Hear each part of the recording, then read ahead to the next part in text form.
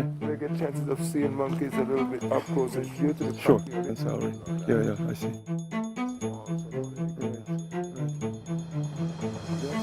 I worked in a zoo. I did research on the primates in the zoo, and it was curious because the field primatologists looked down upon us, and I thought maybe I should go and do a little research in the wild, and I think part of the motivation was to let field workers know that the same behaviors occur in the zoo or anywhere as well as the wild. That was a bit of the motivation. So I came here to study the monkeys. Oh, look at him climbing up there. I was wondering how the monkeys are doing. How many, have you made any counts of how many troops are in the sanctuary? For sure, we did make a count in 2010 with a group of students from the US, and we did a monkey count from Big Falls to Flowers Bank, and they came up with a rough estimate in some 5,500 Black Howler Monkey with a total troops of about 670 different troops of monkey that we had located. That count could be a little bit higher than the last big count in 204, where we estimated 4,000 or so, something like so that. It's growing. It's not decreasing, it's increasing. This is a secondary tropical forest. It's been cut down and regrown, and so it's not primary forest anymore, but it's still very good for wildlife. As a matter of fact, it was thought that these howler monkeys needed primary forest. This proved that secondary forest was probably better for them, because when some of the trees will grow up, probably those newer leaves have no toxins.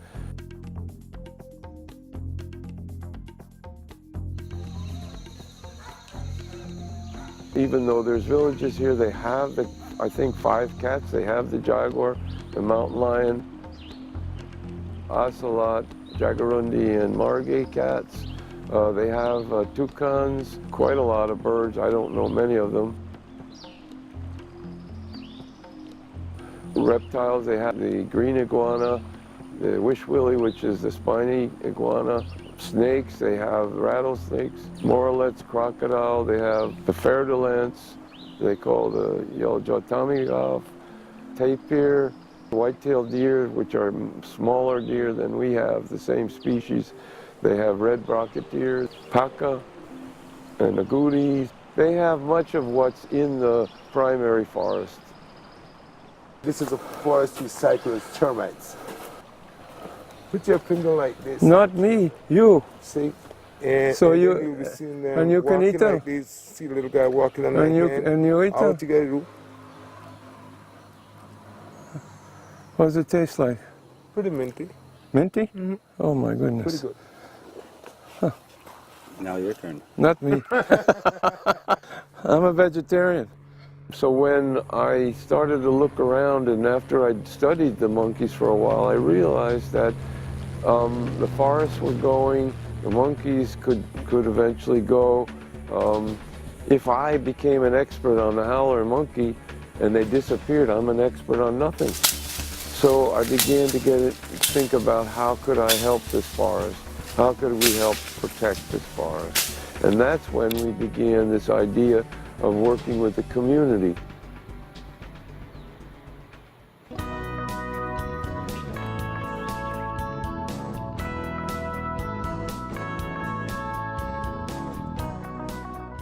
After 29 years, Dr. Robert Horwich looked forward to returning to his first pioneering community conservation work, the Community Baboon Sanctuary in Belize, Central America. This is the oldest project we have, and it's probably the oldest community sanctuary in the world, or one of them certainly. When we first came, there was really no conservation or research being done, and I became the main researcher. For me, that was a surprise that I began to work with people, because I'm not a social person, and I decided that it was important enough to go outside of myself to do this. I'm looking for Raymond Renault. Do you know him? It's a welcoming time to see him back because he has started this thing. It's good to see, for him to see how his effort has evolved, and then also for him to probably give ideas as to where do we go from here, no?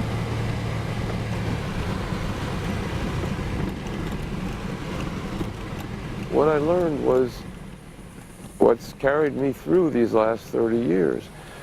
You see, most conservationists and most academics and most people consider community people, village people, as the problem. They're cutting down the forest, they're killing the wildlife, they're hunting it out, so forth and so on. The reality is, yes, they do some of those things, but the reality is, if you ask their help, they become helpful. They want to help. They want to protect as much as we do, but sometimes they don't know how to do it.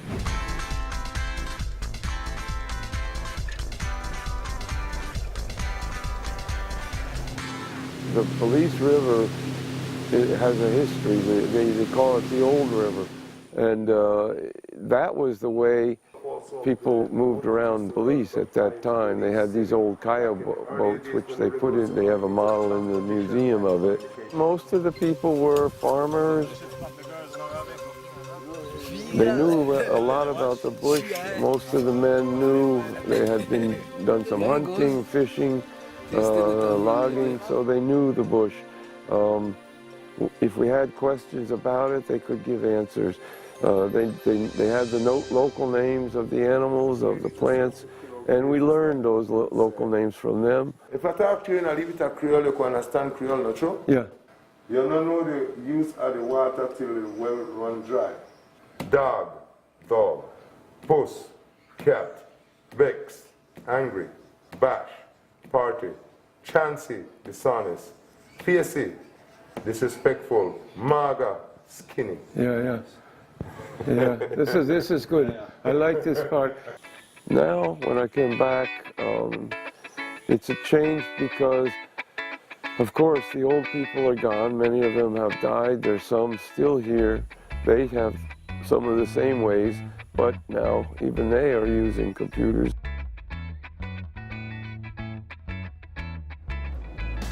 Dr. Robert Horwich wanted to go back for two reasons: to see what level of success the sanctuary had achieved after 29 years, and to let the organizers know what conservation seeds he had sown and what he and his colleagues in 14 countries had accomplished with what he had first learned in Belize.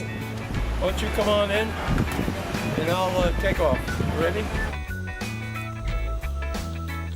We got settled in here at the nature resort that Roy Young has built.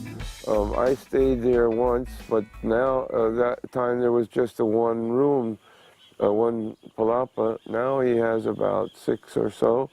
In the late 80s, where my parents used to offer bed and breakfast, they were the ones to offer bed and breakfast to Dr. Rob, who founded the sanctuary. So in 1993, when I finished studying, I decided to help my parents some more, and so we expanded the bed and breakfast business, and we built a cabana. And then I kept building every so often. I built 1 or 2, and so until now we have 10 rooms. Community Conservation, a non-profit organization, was first formed as Howlers Forever in 1989 to try and raise money for the community baboon sanctuary. After several name changes and a few years of successful fundraising, it became Community Conservation. Their office still operates from Dr. Horwich's home in rural Gaze Mills, Wisconsin. The large conservation organizations like WWF, World Wildlife Fund, they saw Belize as something that should be preserved. And they linked up with these people from the Belize Audubon Society and basically began to probably help them or train them or give them capacity to become a conservation organization. In other words, from a bird watching club to a real conservation organization.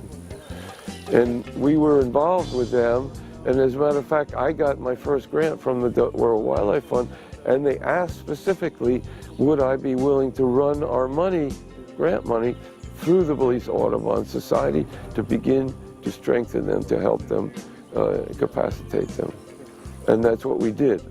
So my first grants were run by Audubon, and in some sense then Audubon became the overseer of the community baboon sanctuary. Well, we began this and we created this museum as a base for tourists to come to, and guides could get tours by the local people. Good morning, Peely. How are you doing? Good, good. I've been doing this for over 25 years. Ever since Dr. Robert Horwich, who is a primatologist from Gilsmill, Wisconsin, came here to do research on these monkeys, I've been working along with him. When we started the community baboon sanctuary, they said they wanted tourism, and they didn't know anything about it, and I really didn't know anything about tourism. But we made an easy to deal with trail idea, like where we would put up signs, and at those signs they could stop and talk about the cahoon tree or the various bird nests or something like that. Over time, these guides were bushmen. They knew the bush, they knew the animals, they knew the trees. It also contains a medicinal part that is guaranteed to stop bleeding and heals without any infection. Now you know more than I do. So they began to embellish on what we started, and then eventually it became their own lecture. And what's most amazing about these guides is, over time, any scientist or person of knowledge that would come through, they would get information from them and incorporate it into their presentations to the tourists or the students or whoever was coming. So you learned a lot from Colin. So when I return, I hear things that I never heard before. The good Lord was making all these nice watermelon, cucumber, papayas. So the devil decided to compete it with the good Lord. So he made this fruit, they call it the cashew. So the good Lord examined it and he asked him, how is it going to get back on earth again? Because it has no seeds. So the devil said, no big deal, he just make the seed and plug it to the bottom. So they also call it the devil's fruit, okay? Today, to be a tour guide, interested locals attend tour guide seminars and receive certification upon completion. They showed them the monkeys. There's a group that's very tame that comes down. They did the roars. I sort of started that, good or bad. In other words, when you make a barking loud sound or a roar-like sound, sometimes it'll start the monkeys to howl.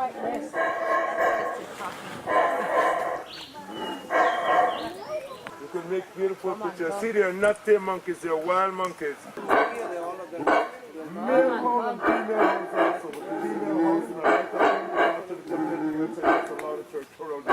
They did control the situation very well. It was very, very orchestrated, and I think that's appreciated by the cruise people because they just want to come in and out very quickly.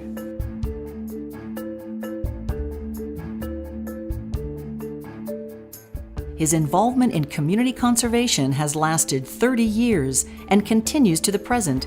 During that time, Dr. Horwich pioneered 4 significant concepts at the Community Baboon Sanctuary that he has used successfully in over 14 countries.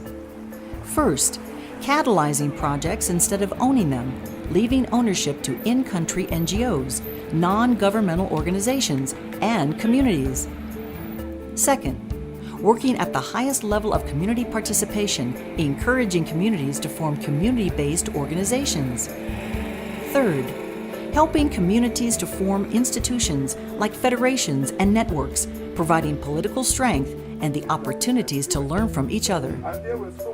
Fourth, encouraging conservation contagion by mixing social groups from different regions, locally as well as internationally. Sure, we've seen a lot of development. We are getting tourists right now. We're getting the cruise ship coming out here like every three times a week. We're here on Earth Day, So I wish we had more people here to celebrate it. I wish we had some more young people. All of you know me. Now I'm an old man. You're moving in that direction. But we need more young people to carry this whole thing on. We have some, but not enough. What is conservation contagion? Dr. Horwich says conservation contagion is a term he and his associates came up with to describe a type of social contagion that he discovered. It seemed when people realized the potential for betterment in their community through the protection of their own lands and animals, everybody wanted in. It occurred first in Belize through advertising the community baboon sanctuary in national and international media. What I learned, I've been taking all over the world. I show your pictures to what's happening here to others for inspiration, and they use it for inspiration. And to me, communities are the most important conservationists in the world. Belize is a small country, so once the local sanctuary was established, others tried to copy it as a model, and it became easily known countrywide. The community baboon sanctuary when I first came was just a rural village. A few structures that were some part restaurant, part bar, without signs. So if you didn't know the area, you wouldn't even know there are restaurants and bars here. It was all for local people, very laid-back attitudes. And they were always a bit curious about me when I would be wandering around. They referred to me as the Baboon Man. I had an interaction with a few people where I ate. I ate and stayed with local family. I knew Fallet Young, the manager. I knew a few other people. They would all greet me, and it was only when we decided to, back in 1984, when we decided to try and create something, pioneer this idea of a community sanctuary, that I began to become more involved with the whole community. You know, there was studies about this that questioned the local peoples, and they, even if there was problems, I think very high percentage, 80 or 90% said it's a good thing. The baboon sanctuary is a good thing. They didn't always like the rules or this or that, but almost all of them think it's a good thing. You find them here, and you find them, I think, all around. Dr. Rob, as he is affectionately known, was able to see what had been accomplished at the Community Baboon Sanctuary over the past 29 years. The museum and grounds had greatly changed. We had restructured a lot of different exhibits in this building. I can see. Over here, we even make the office a little bit bigger. An education center and a thatched palapa for tourists to meet at before tours through the tropical forest. With the group of tours that we're getting from the cruise ship right now, that's what even help us sustain to pay the workers then that work at the Community Baboon Sanctuary to help us along with the staff, because we are not getting funding from any other institution or things to pay salary. They help us with grants or things like that to do different projects, but not for salary. What they help the community with is bringing in the little money that they need, so the local people get a chance of selling their little arts and craft and do different things. So it really helps. It doesn't have no side effect to us at all. I don't know if you met Geraldine before. Well, not before this And year. Nikita No. over here. Okay. Geraldine is a guy that works along with us also, and Nikita is a receptionist in the Natural History Museum. Would you mind meeting Dr. Rob J? Hi, Dr. Rob, how are you? Good. Glad to see some younger faces in the baboon section. Many of these successes were instituted in 1998 when the Women's Conservation Group, a community-based organization, was established to help improve the sanctuary. Well, I know that we have accomplished what the sanctuary was set out to do to protect habitats for the howlers, because the increase have shown that, you know, the landowners were doing their part. Many of the landowners that were originally part of it have died. Yes. What are you doing to revive the whole idea? Okay, we will be doing a repledging. We have to maybe redesign the first one that we had, using some of the same things that we had in that one, but we need to contact the family members now to see if they are still interested in being a member to continue from where their parents left off. One important legacy of the Community Baboon Sanctuary is that it's inspired and directly and indirectly got other communities involved in co-management. It did, actually it did, because I was invited to several other communities in Belize to go and talk about the sanctuary and how what we do here and to give some advice on community groups. I was very impressed with the tour because it was really nature. I mean, we were seeing it right out there. It wasn't put on or touristy. It was a la. How cool is this place? Very enjoyable, very enjoyable. The walk through the rainforest was extremely entertaining. How do you think doing tours like this benefit wildlife in general? Well, I hope it does. I hope we're not tearing down habitat to give tours. This seems to be one that's maintaining the habitat and showing us what the animals live like in their natural environment. The most important legacy of the Community Baboon Sanctuary was the influence that it had on Belize villages countrywide. Community conservation, with its first project, the Community Baboon Sanctuary, introduced community conservation to Belize for the first time. It influenced the spread of conservation contagion throughout the rural villages and catalyzed over 14 communities to lobby the government of Belize to create 62,000 hectares, or 150,000 acres of new protected areas. The villagers of the Community Baboon Sanctuary were interested in revenue from tourism, which was a burgeoning industry in the 1980s. Dr. Horwich acquired funding to promote the area through local news, international magazines, and video programs. Wherever he went, people knew of the sanctuary. In rural areas, villagers realized they too could create similar organizations and capitalize on the growing ecotourism industry. Ecotourism was becoming a big part of the Belizean economy. In the 1990s, the Belize government coordinated ecotourism seminars. Proposed special development areas and protected regions were identified throughout the country. The rural communities were awarded co-management status over their new protected areas, along with other non-governmental organizations. Co-management and community co-management became official Belize policy.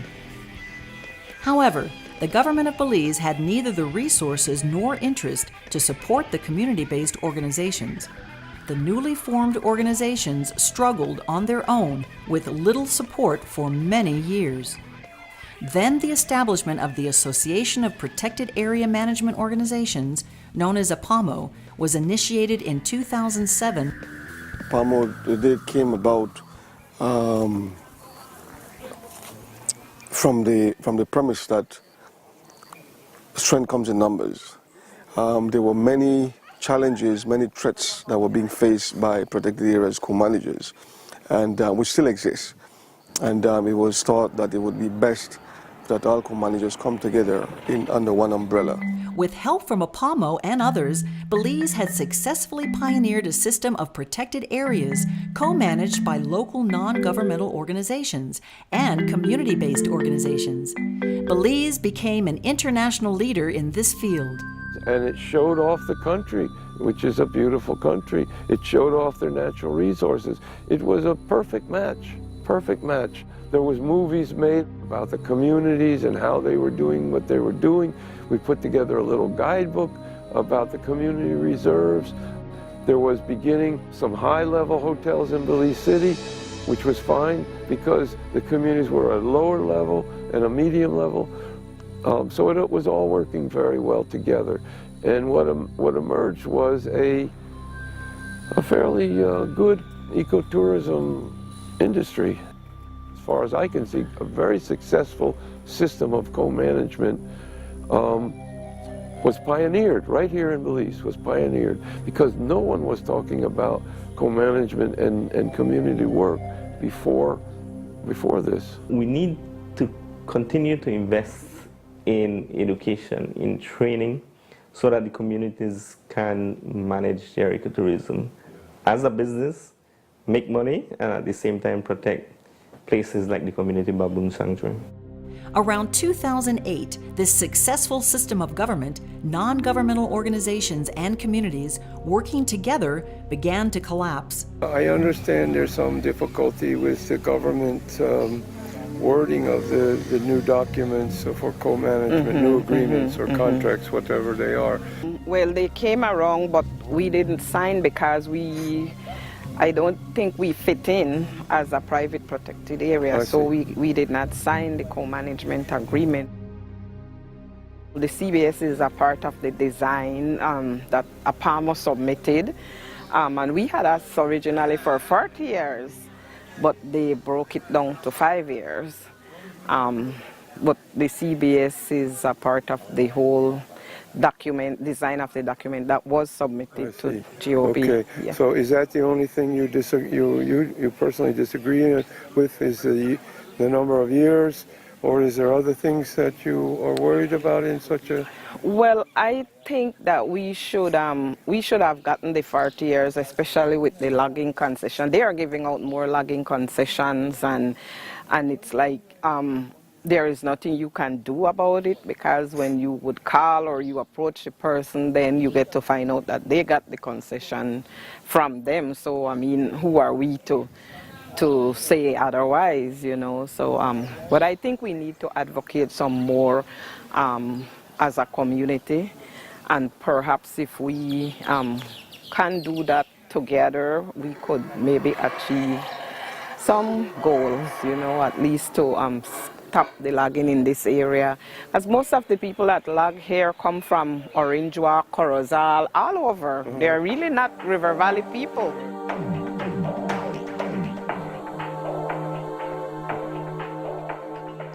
On the web, I was beginning to see that there was something wrong going on in Belize.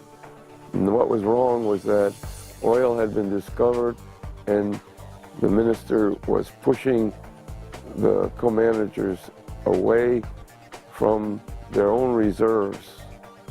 And I could see this as a serious thing that was happening, because these reserves were all stimulated. Community reserve was stimulated by the Community Baboon Sanctuary. Well, I know that they did drill on the border of the CBS and Spanish Creek Wildlife Sanctuary, but they didn't find any. And we didn't know anything about the drilling until it was almost over, the seismic testing or whatever they did. We didn't know anything. We just saw people moving along, and then when we finally get to know that it was oil they were looking for, they were already about to leave. Right. Greed and oil entered Belize. The Ministry of Forestry, Fisheries, and Sustainability presented co-managers a contract which would maintain conservation protection for 5 years. At the same time, logging and oil concessions were offered 40-year contracts. Communities signing such contracts could mean they would have to allow logging and oil drilling in Belize's protected areas if the government demanded it. And actually, the final agreement that the government settled on was, they changed a lot of things. They made it very one-sided. Officially, the APAMO position is not to sign the agreement as is.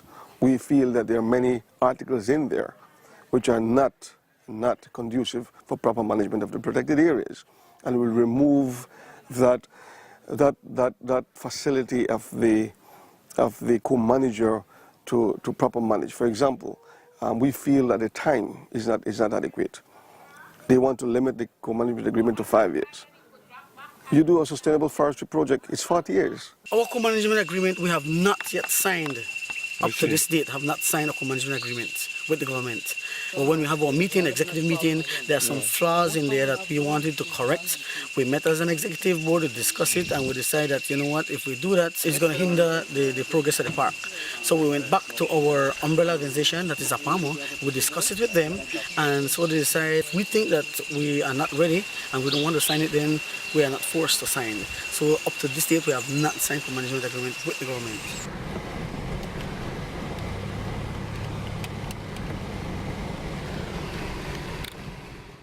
I came in 2004 to help them with a museum here. There may be some exhibits in this building over there. I want to go take a look and see it.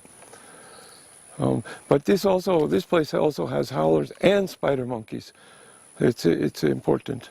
Yeah, well, nice to meet you. Yeah. What happened with the co-management agreement, we couldn't accept it as it was that the ministry bring back for us. What happened, we were negotiating together for about 5 years, and we sent in a co-management agreement that we decided we would like to work with. But they went to cabinet and then they take out some of the wordings that we put in, and like, for example, like with the co-managers, right? They stated that the government could always give someone else a contract, and then we cannot say no with that, right? Right. And that is one of the main things that we didn't want to happen, because, for example, with the Spanish Creek Wildlife Sanctuary, if we agree to that, then they could give a logging contract to someone, or they could give it to the oil company. But we cannot be partners if we're not agreeing with each other. And what was in there before, and what we had agreed earlier before with government, was that with prior approval of the co-manager, that prior approval was removed, and what was replaced was in consultation. But we have a history here that consultation would necessarily be either a phone call or an email that you don't even have to answer, and that is called consultation. So we feel very strongly that we have to have a say, and a strong say, in what concessions occur within the particular areas. So we stand firm with our position not to endorse a co-management agreement. There's a lot in the co-management agreement that has no legal basis. Right. A lot of us came into it with the understanding that it would be community co-management. Right. And that this was for us, and to take ownership. You want to see your children have clean water and beautiful areas and animals and everything. The international, and I believe the national laws that protect the national park say that there's certain things you're not allowed to do in that national park. You're not allowed to extract minerals that if it will disturb the environment. You're not allowed to hunt. You're not allowed to log. Now, the government has already decided that they want to rewrite the history, and they want to log, and they are trying to log in the parks, particularly the community parks. They are trying now to explore for oil. You know, there's a ministerial caveat in nearly all the laws of Belize that says that the minister may, at his discretion, you know, change things for the good of Belizean people. Yeah. And it's not for the good of the Belizean people. It's for the good of what the government wants to do. Yeah. So if they think, yes, development, that it's for the good of the Belizean people, all right, and that you take oil out of a national park, a declared protected area, a Ramsar site, then you need to ask the people about that. So what they're doing is disarticulating this system that was created by the community, where you had unity with government, NGOs, and CBOs. You now have divide and conquer mentality. If you go by the IUCN names of parks, of protected areas, it's illegal to explore for oil or to have oil in a national park, isn't it? It's illegal, and that is why, again, one of APAMO's official position on the burning issue is that we do not, or we are against, and we say no to any oil drilling in protected areas. The non-governmental and community-based organizations were now being coerced by the Belize government into signing these short-term agreements. Refusing to sign could mean the loss of environmental protection and management funding from outside sources. And if signed, it could mean degrading the protected forests and reefs through deforestation and oil spill pollution. Some of the NGOs, the non-governmental organizations, have already signed. So that's the divide and conquer. The communities who don't benefit much from government, they are holding fast at this point. And APAMO, the overall organization, has specifically stated they do not want people to, the organizations to sign, because the agreements are so top-heavy that it will begin the destruction of the parks and the protected areas. Today, most of the non-governmental organizations have been coerced into signing the contract, whereas most of the community-based organizations have rejected it.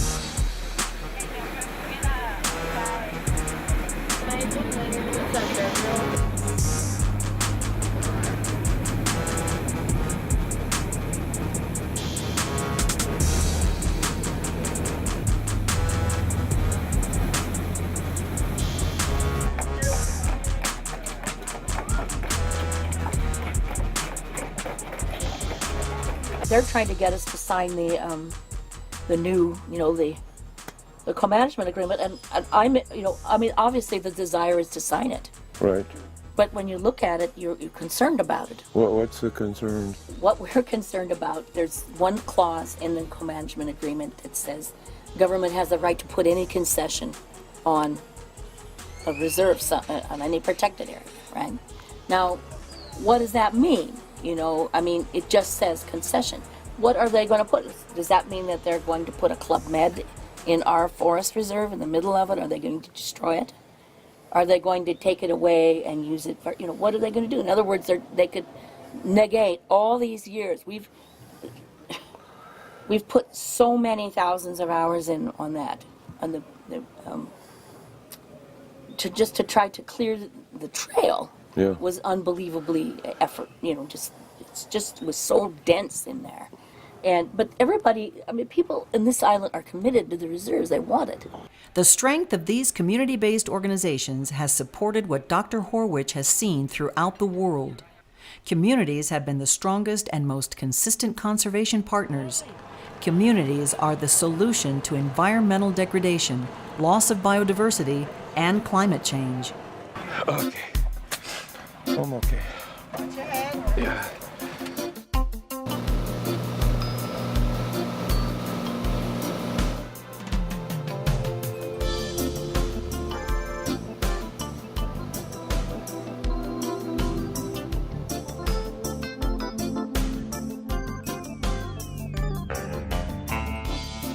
A forest is sustainable. You can actually do sustainable logging if you want. You just take a few at a time. But the industries mainly are the companies, the corporations who do it.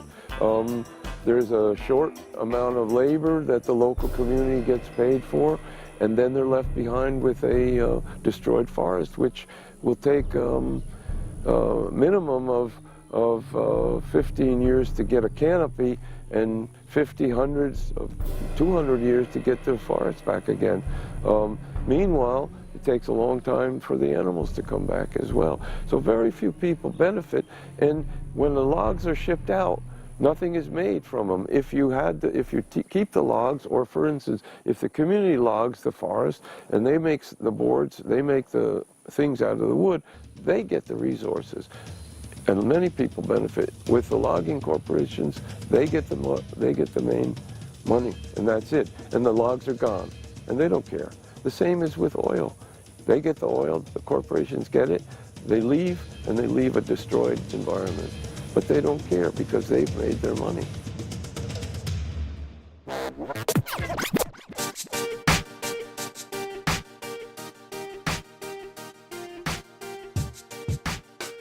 Tourism has been a boost, so there are things that can happen if tourism is working.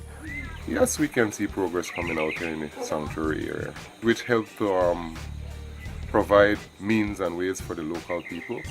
People like us who are involved in cooking, people are involved in bed and breakfast, different things that people experience economic benefit through tourism. Now they're doing the cahoon. That's a good industry, and it looks like it could be a perhaps a great industry. Yeah. So you actually are making oil and bottling it and selling? When you know they're mature, is when they drop from off the tree. They drop maybe it take a while, maybe 2-3 weeks for all the nuts to drop off, because they drop in sequence. They drop 1, 2, 3, 4. The cahoon has been good to this community. It has helped this community a lot.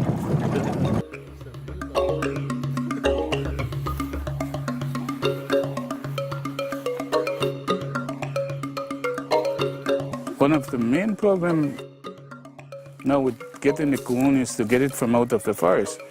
The coon nut will mostly come in the end of May to early June. They start dropping off the tree. And then it's in the rainy season, it's all wet and slippery, and to get it out of the forest, it's really hard, a lot of mosquitoes, and it'll take about 25 pounds to make 1 gallon.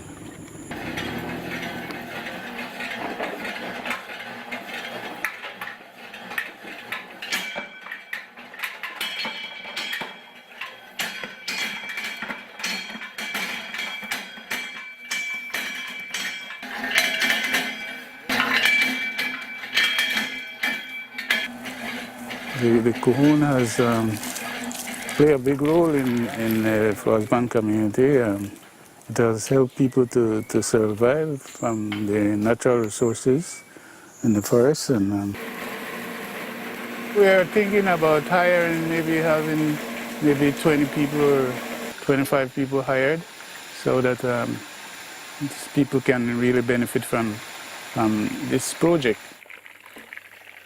Yeah, it's a lot of work.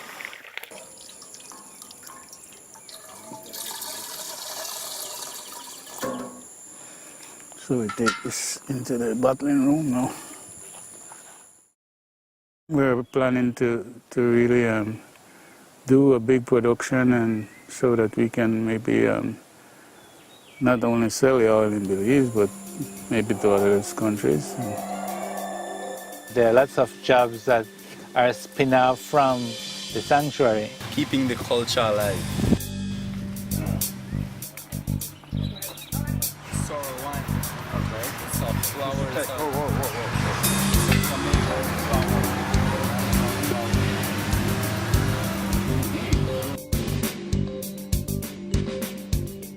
Oh, I have some cashews. Most people don't know that cashews are nuts that form at the edge of the fruit. The cashew fruit is kind of a very sweet but astringent.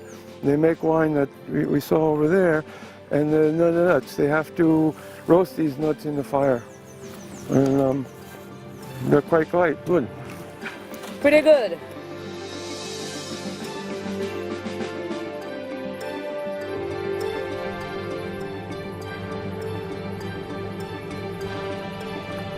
So there are many spin-off. The shops get benefit from the people who come, and people who have transportation. Sometimes we need to transport a group and so on.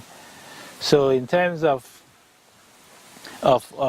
evolution of the village, and the livelihood of the village has changed, and it's still changing.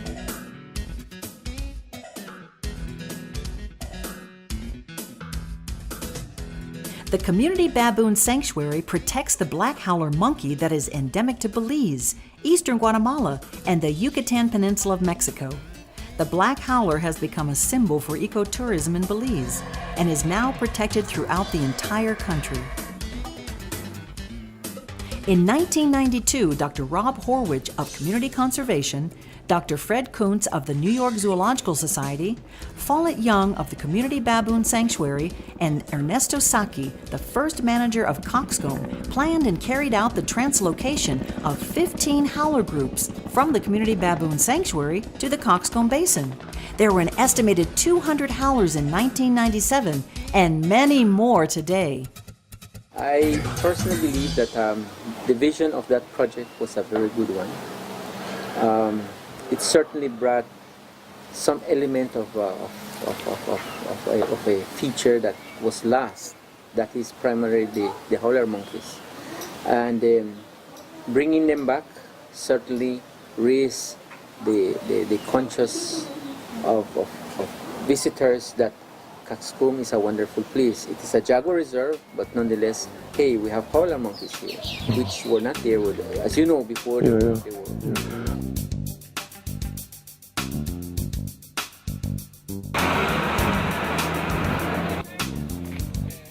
How much will it? Oh, sorry. 10.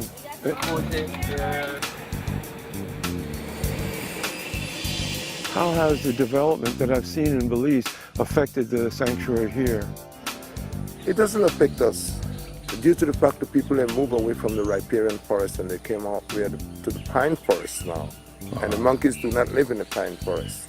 And the reason for coming out to the pine forest is due to the fact they have an access to the highway now. Take nothing but photograph, leave nothing but footprints. I project a good future for the community baboon sanctuary. They seem to be going in the right direction. I think what's going to happen to Belize, it depends on if these politicians dominate the communities and the NGOs. I think it will be a poor, short future for Belize.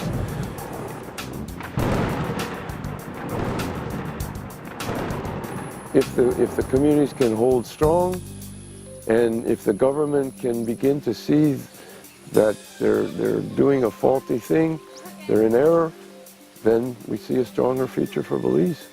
And we'll see the natural Belize maintained. We'll see the beautiful reefs. We'll see the beautiful forests. We'll see the animals. And I think we'll see some money made from the tourism.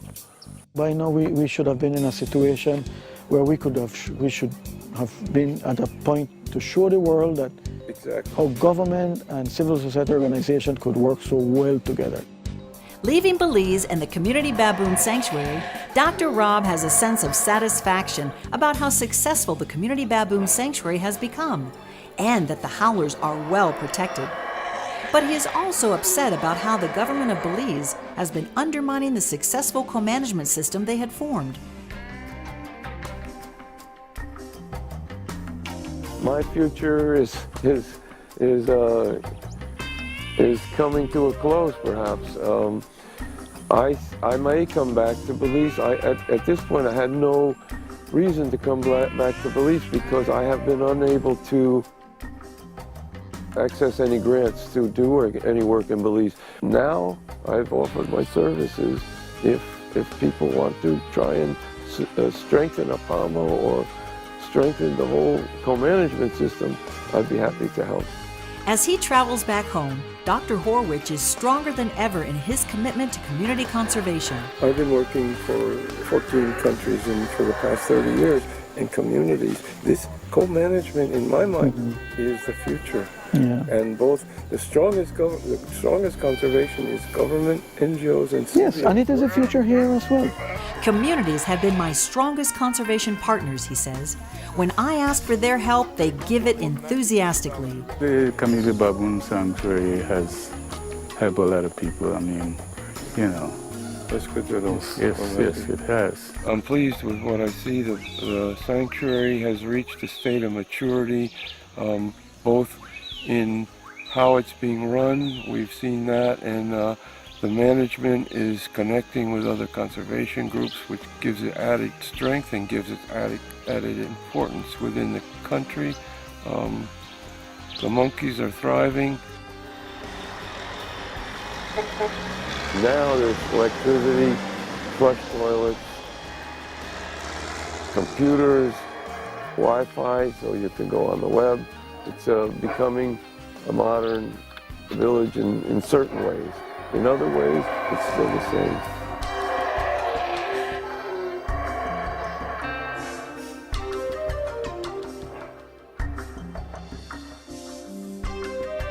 So that's the way we got started. And thanks again to Dr. Rao who did this all for us, and this sanctuary is still growing.